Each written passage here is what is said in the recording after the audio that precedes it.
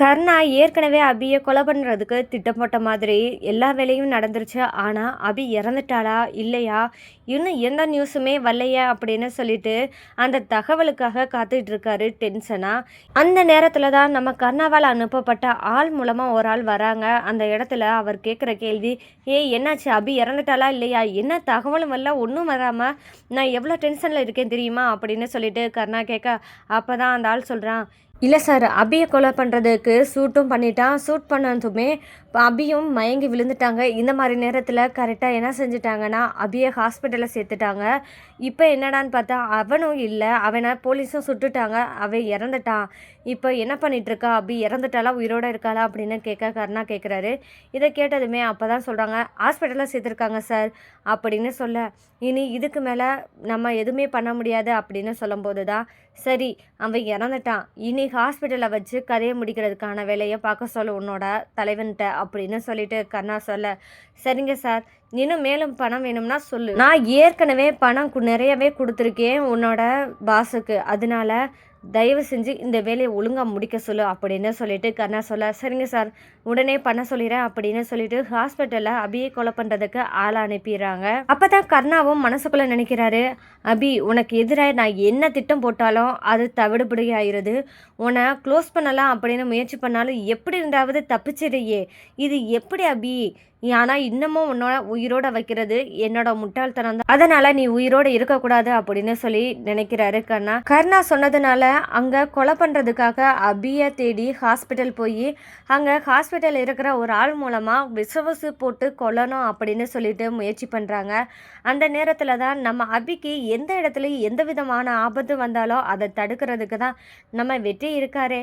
வெற்றி முழுக்க முழுக்க சுடரோட சந்தோஷம் அம்முவால தான், அதாவது அபியால் மட்டும்தான், அதனால அபி கண்டிப்பாக கண்முழிச்சே ஆகணும் அப்படின்னு சொல்லி வெற்றியும் நினைக்கிறாரு. இந்த மாதிரி நேரத்தில் தான் வெற்றியை ஹாஸ்பிட்டலே அபி கண்முழிச்சே ஆகணும், கண்முழிக்கிற வரைக்கும் நம்ம இங்கேயே இருக்கலாம் அப்படின்னு சொல்லி முடிவு பண்ணி இருக்கிற நேரத்தில் தான் அபியை கொலை பண்ணுறதுக்கு ரூமில் ஒரு வார்டு பாய் உள்ளே போகிறாங்க. உள்ளே போனதுமே அங்கே வெற்றி சந்தேகப்படுறாரு. ஐசி வார்டில் வார்டு பாய்க்கு என்ன வேலை அப்படின்னு சொல்லி யோசிச்சு சந்தேகப்பட்டு உள்ளே போனால் அபிக்கு விச ஊசி செலுத்தி சாகடிக்கணும் அப்படின்னு சொல்லிட்டு அந்த வார்டு பாய் அந்த ஊசியை போட போகும்போது நம்ம வெற்றி கண்டுபிடிச்சு கரெக்டாக கேள்வி கேட்குறாரு, ஏய் நீ யார், இந்த இடத்துக்கு இப்போ ஊசி போடணும்னு வந்திருக்கியே, நீ யாருன்னு கேட்கும்போது இந்த ஹாஸ்பிட்டலில் வேலை பார்க்குறேன் அப்படின்னு சொல்ல, இந்த ஊசி எதுக்கு போடுறது உண்மையை சொல்ல அப்படின்னு சொல்லி கேட்கும்போது பதில் சொல்லாமல் இருக்க, இங்கே பாரு இந்த ஊசி எதுக்குன்னு சொல்றியா இல்லை உனக்கே நான் குத்தவான்னு சொல்லவும், அப்போ தான் வெற்றி கிட்ட இது விஷ ஊசி என் மேலே போட்டுறாதா அப்படின்னு சொல்லிட்டு அந்த வார்டுபாய் பயப்பட, அப்போ தான் வெற்றி விஷ ஊசியா, இப்போ அபிக்கு எதுக்குடா போட வந்த, உன்னை யார் இதை அனுப்பி விட்டா இந்த வேலையை பார்க்க சொல்லி அப்படின்னு சொல்லி கேட்க,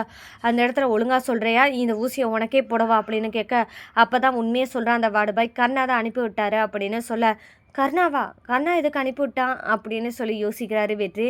சரி இப்போ ஒன்றும் பண்ண முடியாது, நம்ம அவங்கிட்ட போய் தான் கேட்கணும் அப்படின்னு சொல்லிட்டு வெற்றி நினைக்கிறாரு. அப்போ தான் வெற்றியும் என்ன பண்ணுறாருன்னா சுடர்கிட்ட பேசிட்டு போகலாம், ஏன்னா இதுக்கு மேலே நம்ம ஹாஸ்பிட்டலில் இருந்தால் கண்டிப்பாக சந்தேகம் தான் வரும், நம்மளை கண்டிப்பாக சண்முகம் பார்த்துட்டா பிரச்சனை தான் வரும் அப்படின்னு வெற்றி நினைக்கிறாரு. அதனால் சுடர்கிட்ட சொல்கிறாரு, சுடர் கொஞ்சம் பத்திரமா இரு, நான் வீடு வரைக்கும் போயிட்டு வரேன் அப்படின்னு சொல்லிட்டு வெற்றியும் கிளம்பி போகிறாரு. ஆனால் இவங்கிட்ட எப்படி கேட்குறது அப்படின்னு யோசனையோடு தான் கிளம்பி போகிறாரு. வெற்றி ஒரு பக்கம் இந்த மாதிரி நடந்துக்கிற போது தான் நம்ம பிரபாகரனும் பாவம் அபி இப்படி ஆயிடுச்சு அப்படின்னு சொல்லிட்டு பார்க்க வந்தது மட்டும் இல்லாமல் ஒரு நல்ல விஷயமும் செய்ய ஆரம்பிக்கிறாரு. என்னன்னு பார்த்தா அபி இந்த மாதிரி குண்டடிப்பட்டு படுத்து கிடக்கிற நிலைமையில கண்டிப்பாக இதுதான் சரின்னு சொல்லிட்டு கண்டிப்பாக பரோலுக்கு அப்ளை பண்ணால் கண்டிப்பாக இவங்களோட உடம்பு ஹெல்த்துக்காக பரோல் கிடைக்கிறதுக்கு வாய்ப்பு இருக்கும் அப்படின்னு சொல்லிட்டு நம்ம லாயா பிரபாகர் முடிவு பண்ணி அங்கே டாக்டர்கிட்ட, டாக்டர் இந்த மாதிரி என்னென்ன அபியெல்லாம் பண்ணணும், இப்போ குண்டடி பட்டிருக்கே அப்படின்னு சொல்லி கேட்கும்போது தான் அந்த டாக்டர் என்ன சொல்கிறாங்கன்னா, கண்டிப்பாக 1 மந்த்துக்காவது அவங்க ரெஸ்ட் எடுக்கணும், கம்ப்ளீட் ரெஸ்ட் எடுக்கணும் அப்படின்னு சொல்லும்போது தான், சரிங்க டாக்டர் நீங்கள் சொல்கிறத பார்த்தா அபிக்கு கண்டிப்பாக பரோல் வேணும் தான் நான் நினைக்கிறேன், அதனால் பரோல் அப்ளை பண்ணலான்னு நினைக்கிறேன், நீங்கள் அதுக்கேற்ற மாதிரி ஒரு லெட்டர் எழுதி கொடுக்குறீங்களா அப்படின்னு சொல்லிட்டு டாக்டர்கிட்ட கேட்குறாங்க லாயா பிரபாகரன். அதுக்கு டாக்டர்னு சொல்லிடுறேன், கண்டிப்பாக நான் எழுதி கொடுக்குறேன் அப்படின்னு சொல்லிட்டு லாயா பிரபாகரன்ட்ட எழுதி கொடுக்குறாங்க. இந்த மாதிரி நேரத்தில் இனி வரப்போகிற எபிசோடில் நம்ம லாயா பிரபாகரன் என்ன பண்ண போகிறாருன்னா பரோலுக்கு அப்ளை பண்ணி பரோலுக்கு பர்மிஷனும் கொடுத்துட்டாங்க அப்படின்னு சொல்லி நம்ம லாயா பிரபாகரன் திரும்பவும் அபியை ஹாஸ்பிட்டலில் பார்க்க வரப்போகிறாரு. அந்த இடத்துல நம்ம அபியும் கண்ணு முழிக்க போகிறாங்க. அப்போது இந்த இடத்துல தான் அபியை பார்த்ததுமே என்ன சொல்கிறான்னா, அபி நீங்கள் கவலைப்படாதீங்க. இப்போ இந்த அளவுக்கு ரிஸ்க்காக இருந்தாலும் உங்களுக்கு ஒரு நல்ல வாய்ப்பு தான் கிடச்சிருக்கு.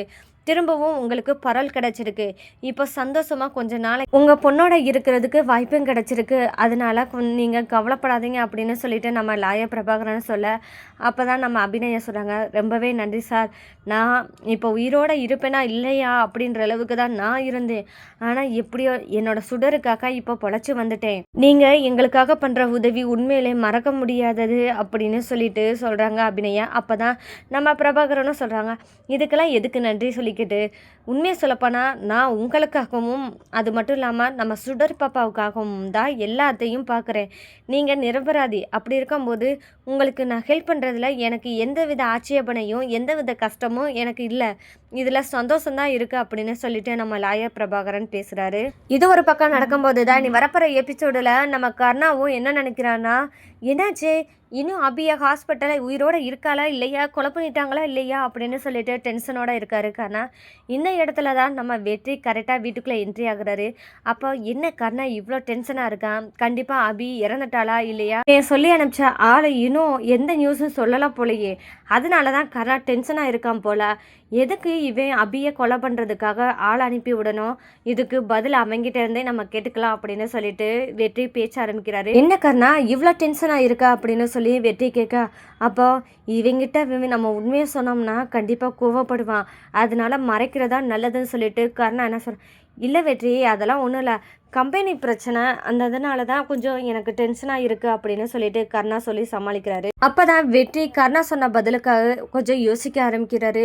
அப்போ கர்ணா நம்மக்கிட்ட உண்மையை சொல்ல மாட்டான் போல, இவன் வாயிலேருந்து எப்படி உண்மையாக வர வைக்கணும்னு நம்ம பார்க்கலாம் அப்படின்னு சொல்லிட்டு, உனக்கு ஒரு விஷயம் தெரியுமா கர்ணா அப்படின்னு சொல்லி கேட்க, என்னாச்சு என்ன வெற்றி அப்படின்னு சொல்லி கேட்குறாரு கர்ணா. அப்போ தான், இல்லை அந்த அபி கேடுகட்ட அபி இருக்காளே அவளுக்கு ஏன் என்னாச்சு, அவள் இறந்துட்டாளா வெற்றி அப்படின்னு சொல்லிட்டு கேட்க, என்ன இறந்துட்டாளா, என்ன கர்ணா சொல்கிற அப்படின்னு சொல்லி கேட்க, அப்போ தான், இல்லை வெற்றி நான் நியூஸில் பார்த்தேன், இந்த மாதிரி அபிநயாவுக்கு பரிசு கொடுக்கும்போது யாரோ சுட்டுட்டாங்கன்னு சொல்லி நியூஸில் பார்த்தேன், அதனால தான் நான் கேட்குறேன் அப்படின்னு சொல்லி கர்ணா சொல்லி சமாளிக்கிறாரு. அப்போ வெற்றி சொல்கிறார், என்னாச்சு கர்ணா நான் இன்னுமே சொல்லி முடிக்கலையே, அதுக்குள்ளேயுமே நீயா வாயை திறந்து சொல்லிட்டியே, என்னாச்சு நீ தான் எதுவும் பண்ணையா அப்படின்னு சொல்லிட்டு வெற்றி கேட்க, நான் இதுக்கு பண்ணுறேன் அப்படின்னு சொல்லிட்டு கர்ணா சொல்கிறாரு. இதை கேட்டதுமே கொஞ்சம் வெற்றிக்கு டவுட் வர ஆரம்பிக்குது கர்ணா மேலே. இந்த மாதிரியான நேரத்தில் தான் நம்ம கர்ணாவுக்கு கரெக்டாக ஃபோன் கால் வருது. வெற்றியும் பேசிக்கிட்டு இருக்காரு. அப்போ வெற்றியும் கர்ணாவை பார்த்துட்டு இருக்காங்க. ஃபோன் வரதை பார்க்குறாரு கர்ணா. அப்போ தான் கண்டுபிடிக்கிறாரு, நம்ம ஒரு ஆளுக்கு நம்ம வேலையை சொன்னோமே அபியை கொலை பண்ண சொல்லி, அவன் தான் ஃபோன் பண்ணுறானே அப்படின்னு சொல்லிட்டு, அதை தெரியாத மாதிரி இவன் முன்னாடி ஃபோன் எடுக்காமல் இருந்தால் தப்பாக போயிடும் அப்படின்னு சொல்லிட்டு கர்ணாவும் ஃபோன் எடுத்து பேசுகிறாரு. என்னாச்சு, நான் தான் கர்ணா பேசுகிறேன், என்ன நான் சொன்ன வேலையெல்லாம் முடிஞ்சா அப்படின்னு சொல்லிட்டு கர்ணா கேட்குறாரு. கேட்டதுமே அங்கே ஃபோன் கால்லேருந்து என்ன வருதுன்னா, இல்லை சார் என்னால் எதுவுமே பண்ண முடியலை, ஏன்னா அங்கே அபிக்கு விச ஊசி போட்டு கொல்லணும்னு நினைக்கும் போது ஒரு ஆள் வந்து தடுத்துட்டான் அப்படின்னு சொல்லிட்டு கர்ணா கிட்ட சொல்கிறாங்க. இதை கேட்டதுமே கர்ணா அதிர்ச்சி ஆகுறாங்க. ஏன்னா அப்படி யார் அபியை காப்பாற்றுறதுக்கு ஒரு ஆள் இருக்காங்கன்னா அது யார் அப்படின்னு நினச்சிட்டு இருக்கும்போது தான் அங்கே வெற்றி தன்னை கவனிச்சிட்டு இருக்கதை கர்ணா பார்த்ததுமே, சரி இவங்கிட்ட நம்ம காமிக்கக்கூடாது அப்படின்னு சொல்லிட்டு கொஞ்சம் யோசிக்கவும் செய்கிறாரு கர்ணா. அப்படி என்ன யோசிக்கிறான்னா, வெற்றி இவ்வளோ நேரம் எங்கே இருந்தான் அதை தெரிஞ்சாகணும், ஏன்னா ஒரு வேளை தன்னோட மனைவியான அபியை கண்டிப்பாக வெற்றி காப்பாற்றிருப்பானோ, அவன் சொன்ன ஆள் இவனா இருக்குமோ அப்படின்னு சொல்லி யோசிச்சுக்கிட்டு வெற்றி கிட்ட கேள்வி கேட்குறான் கர்ணா. என்ன கேட்குறான்னா, வெற்றி இவ்வளோ நேரம் நீ எங்கே போயிருந்த அப்படின்னு சொல்லி கேட்க, வெற்றி என்ன நினைக்கிறான்னா, இவங்கிட்ட நம்ம உண்மையை சொல்லக்கூடாது, அபியை தான் நம்ம காப்பாற்றணும் அப்படின்னு தெரிஞ்சால் கண்டிப்பாக நம்ம மேலே டவுட்டு வரும், இதனால சுடரை பற்றின உண்மையும் தெரிய வரும், அதனால சுடரை பற்றின உண்மை கண்டிப்பாக கர்ணாவுக்கு தெரியக்கூடாது அப்படின்னு நினச்சிட்டு மறைக்க நினைக்கிறாரு நம்ம வெற்றியும் என்ன பண்ணிடுறான்னா, புலியோட வெளியே போயிருந்தேன், ஏன் கர்ணா என்னாச்சு அப்படின்னு சொல்லி கேட்க, அதெல்லாம் ஒன்றும் இல்லை வெற்றி அப்படின்னு சொல்ல, சரின்னு சொல்லிட்டு நான் மேலே போகிறேன் அப்படின்னு வெற்றியும் மேலே போயிடாரு. அப்போ தான் வெற்றி மனசுக்குள்ளே நினைக்கிறாரு,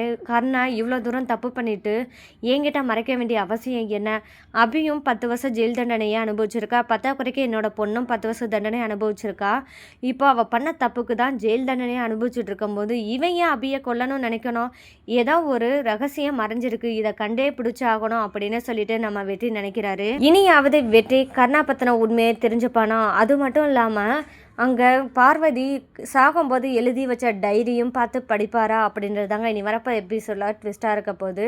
இந்த மாதிரியான சுவாரஸ்யங்களை நீங்கள் தெரிஞ்சுக்கணும் மறக்காமல் நம்ம சேனலை சப்போர்ட் பண்ணி ஆதரவு தெரிவிங்க. மீண்டும் சந்திப்போம்.